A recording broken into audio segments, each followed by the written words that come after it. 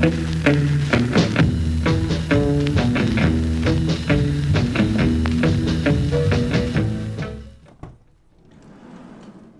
it's Dave from Dave Bands.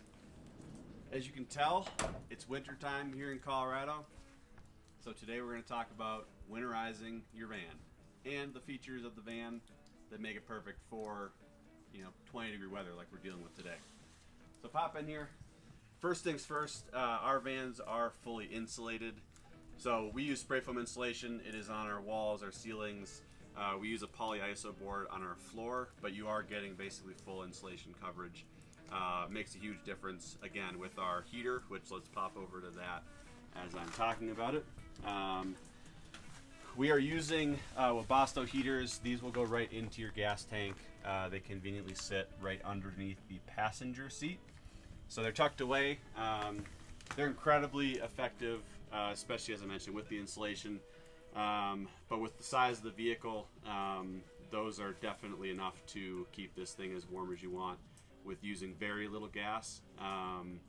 The estimated use is around 16 ounces for every 12 hours, which with a 24-gallon tank means you basically can run that heater for about 3 months and not have any issues.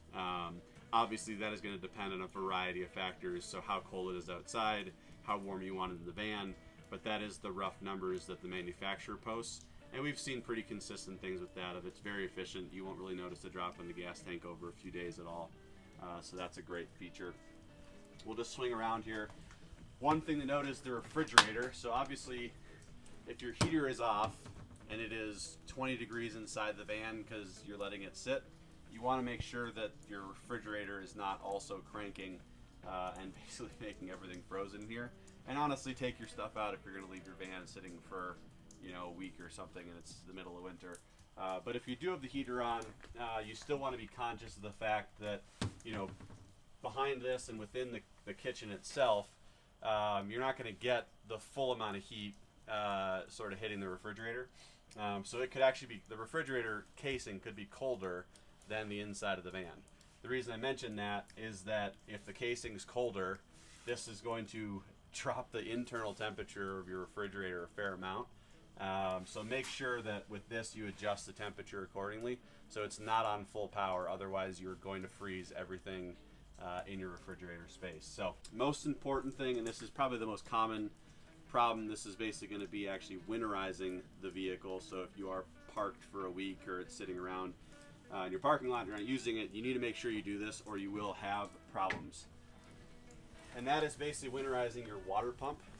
So what we need to do is basically flush all the water out of the lines so that when it freezes it would expand and therefore crack the water pump. So we'll take our gate off here. So this is a really easy thing to do. Takes a couple minutes, but is imperative that you do it, otherwise you will have a cracked water pump and that's a huge pain to deal with. So what we're going to do is we're going to turn the pump on. First things first is I'm going to unplug our freshwater tank. So I've unplugged with our quick connect right there, so that's now sitting free. Alright, so I'm going to open up our faucet here. If there is water in the line, it'll all drain out right now. We've already drained this particular pump, so that's why no water is coming out. But like I said, if you did have excess water in the line by opening up the handle, you're going to drain everything out. Keep this open. Wait till the water is stopped. Once the water has stopped, turn the pump off, but keep this open to allow a full sort of air circulation going between your pump, the faucet, and the lines. And that's it. So all we're really trying to do here is get all of the water out of the pump, out of the lines, and out of the faucet. So if there was water in the lines and it freezes, it will expand and it'll crack your pump. So that's all we're trying to prevent here. One other thing to note, and this is a good example, this water jug was filled to about here.